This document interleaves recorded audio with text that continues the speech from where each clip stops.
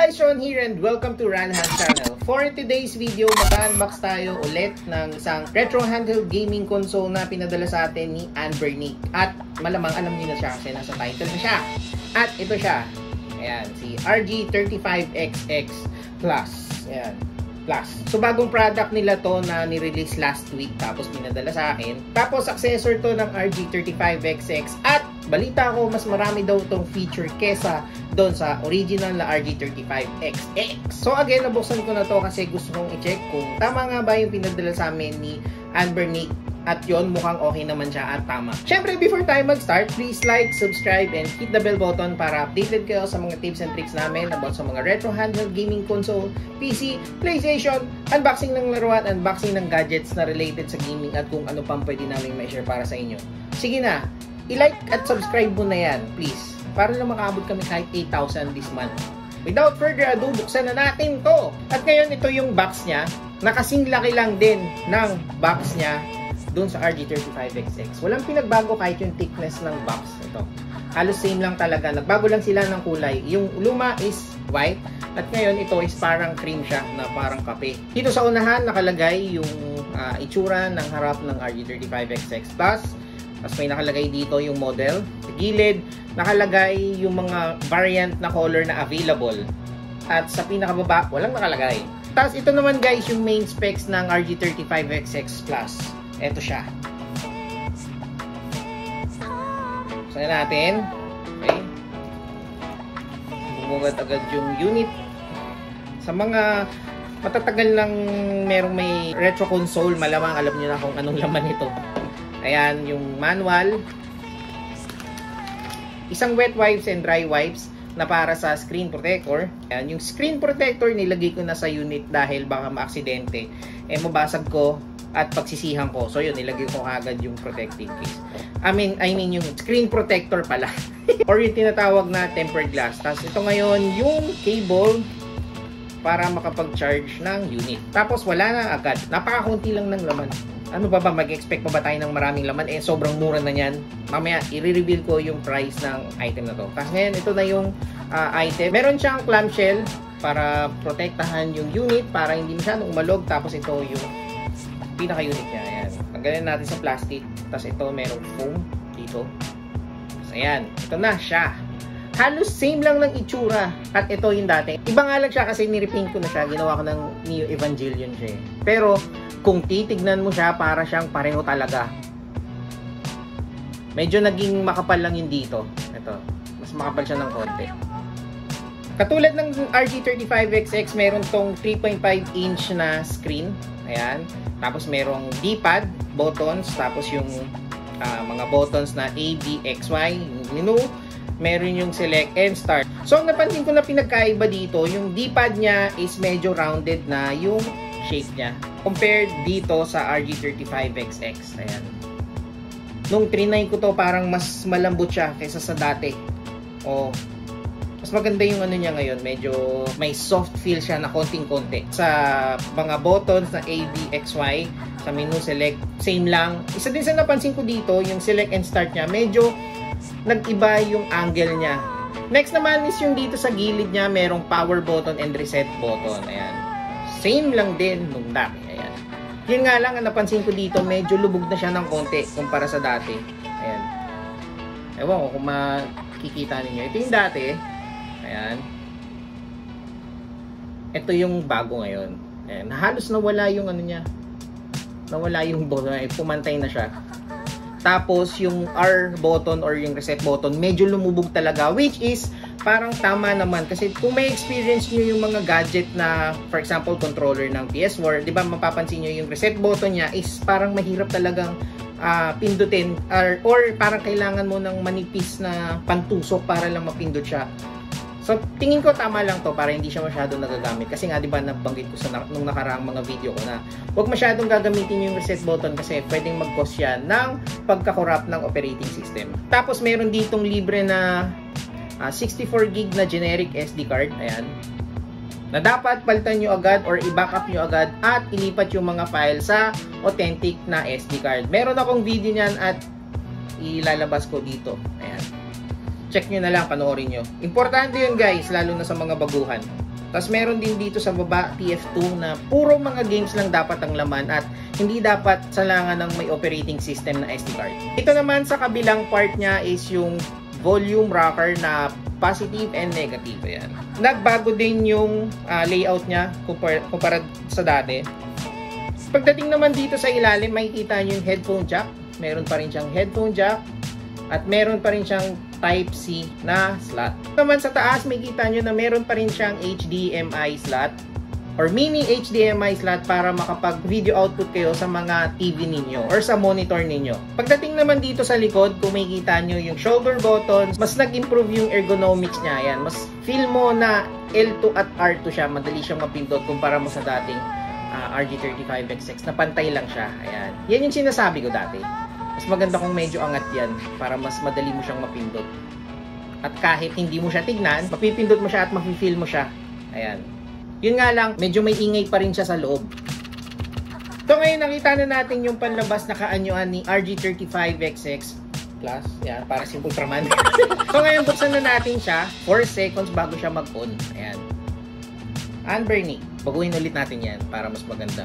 So magiging available ulit yung SD card para dito. Baguhin ko yung mga ROM set. Baguhin ko yung boot logo. Dito makikita nyo agad sa home menu yung 4. Alam ko nadagdagan to. Merong history, merong favorites, merong RA games. RA games is RetroArch games.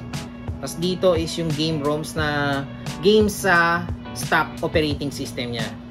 Tapos dito settings, dito search, at dito history, at dito naman is yung favorites. Umikot lang tayo.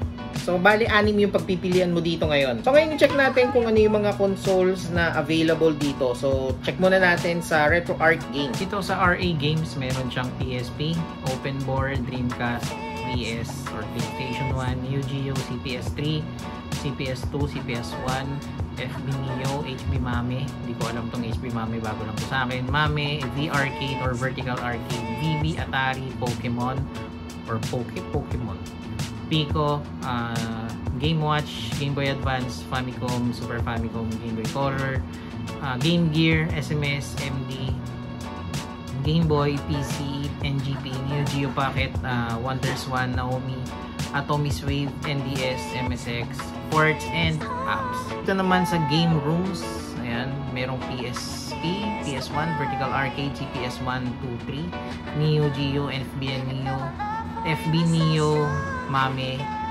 GBA, NES, SNES, SMS, MD, GB, CGB, PCE, NG, PC, GG, and Wonders 1. Ayan. So, nadagdagan to ng PSP, ng Dreamcast, at ng Nintendo DS. Diba? Napakalupit. Napakaganda ng in-upgrade ng device na to kumpara dun sa RG35XX na original. Dahil may RetroArch game siya, malamang meron tong access sa RetroArch menu niya or sa setting niya. Mas maganda to kaysa sa dati kasi yung sa stock OS ng dati walang RetroArch. So, mas okay to. Para na siyang merong Garlic OS at merong stock OS. Ayun guys, meron nga siyang RetroArch access. Ayan. Kung makikita nyo, merong Start RetroArch. Ayan. At guys, upon checking sa settings ng device, meron na siyang Bluetooth access or Bluetooth settings. So, meron na siyang Bluetooth para sa tingin ko para sa ano to, para sa external na controller. Hindi ko lang sure kung pwedeng mag-connect dito ng mga Bluetooth keyboard or Bluetooth na speaker. Not sure lang, hindi ko pa siya totally na kakalikot. Tapos isa din sa nakita kong feature na malupit dito is meron na siyang 5G Wi-Fi capability, guys, para na siyang cellphone. Tingin ko yung 5G Wi-Fi na yun is para makapaglaro kayo ng 2 players, guys. Tingin ko kaya nilagyan din nila ng Wi-Fi para mas madali yung access mo sa mga custom teams, para makapag-scrape ka ng mas mabilis katulad ng R35S. Kung natatandaan nyo guys, dun sa comparison ko ng RG35XX at saka R35S, di ba mas pinili ko yung R35S kasi meron siyang Wi-Fi capability na pwede kang makapag-update ng operating system, makapagpalit ng teams or maka-download ng teams. Tapos pwede kang makapag 2 players, which is napakagandang feature nun sa isang device. At ngayon guys, nandito na siya sa RG35XX Plus. Tapos, parang nakikinig si Ann Bernick, no? Kasi ito yung mga dati kong ni-request dun sa RG35XX, diba? Kasi dati sa previous video ko na pros and cons ng RG35XX, yun yung mga kulang dito sa device na to, yung makapag-connect ka sa isa pang device para makapag 2 players kayo. Binigay sa atin ni Ann Bernick, pwede nang makapaglaro dito ng 2 players via Bluetooth, guys. Tapos ngayon ipapakita ko sa inyo yung laman ng settings. Nandito yung battery, merong lock screen, merong backlight brightness, I/O test, date and time, language settings, start RetroArch, reset RetroArch.cfg. Tapos meron ding Bluetooth settings, network settings, ito yung Wi-Fi, Moonlight, merong icon settings, background settings, button sound, button custom, clearing history, clear favorite records, clear core association, hindi pa ako masyadong familiar dyan. Tapos yung firmware version, shutdown and reboot. Meron lang akong napansin dito na hindi ko nagustuhan ng konting-konti lang naman. Kasi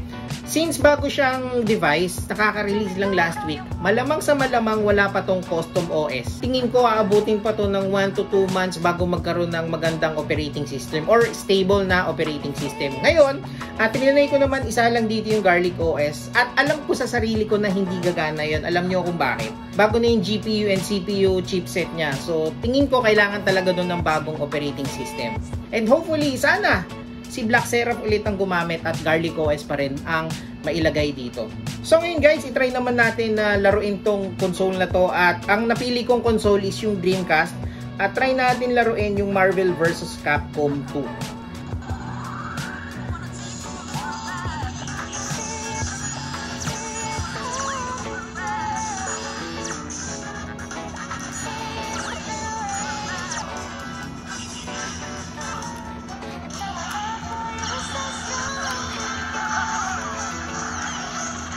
So, na-try na natin yung Marvel vs. Capcom 2 at medyo may konting laglag naman pero tolerable siya at playable naman. At ito na yung pinakahintay nyo guys, yung price reveal. Kano nga ba tong RG35XX Plus, no? May plus din kaya yung price niya. So, sa Shopee ni Ann Bernick, ang price nito is 3,639.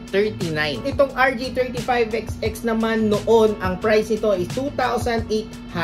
So, kung mag-a-upgrade ka, magdadagdag ka ng 800 para magkaroon ka nitong RG35XX Plus. Na meron ng Wi-Fi, meron ng Bluetooth, madaling i-access yung battery. Plus, meron na rin PSP, Dreamcast, at Nintendo DS. So, ngayon, worth it bang bilhin to? Para sa akin, worth it bilhin tong RG35XX Plus. Kasi yung mga ni-request kong features na nawawala sa device na to is pinagbigyan ni Ann Bernick, guys. Nakinig sila. Nanonood ba sila sa akin? Ang kapal ng mukha ko! Pero seryoso guys, yung mga nawawalang features talaga, nilagay talaga nila. Tapos magdadagdag ka lang ng 800, meron ka na nito. Branded to guys, Ann Bernick siya. Good shit to guys, magandang quality. Kasi kung ikukumpara mo siya dun sa isang device natin na walang brand, di ba? Parang mas magandang ito na yung bilhin mo kasi nga branded siya. So ngayon, kayo naman ang tatanungin ko, worth it bang mag-upgrade ng RG35XX Plus? I-comment nyo sa baba kung worth it ba guys. At parating na yung 12/12 guys ng Shopee, baka mas maka-discount pa kayo. Baka kaya yung bilhin niya ng 1,500 lang. Joke lang. So ngayon, i-share ko yung Shopee link sa baba. Check nyo na lang at doon kayo bumili. At maraming salamat nga pala Ann Bernick sa pagpadala ng RG35XX Plus sa amin. Sana nag-enjoy kayo sa video na to and syempre don't forget to like, subscribe, and hit the bell button para updated kayo sa mga tips and tricks namin about sa mga retro gaming console, PC, PlayStation, unboxing ng laruan, unboxing ng gadgets na related sa gaming at kung ano pang pwede namin may share para sa inyo. So abangan nyo yung mga short videos namin sa YouTube, yung mga update namin sa Facebook. Kailangan nyo kaming i-follow doon para at least nakapag-usap-usap tayo, no? Regarding sa mga retro handheld gaming console na yan. At ayun lang guys, maraming salamat sa panonood. Paalam!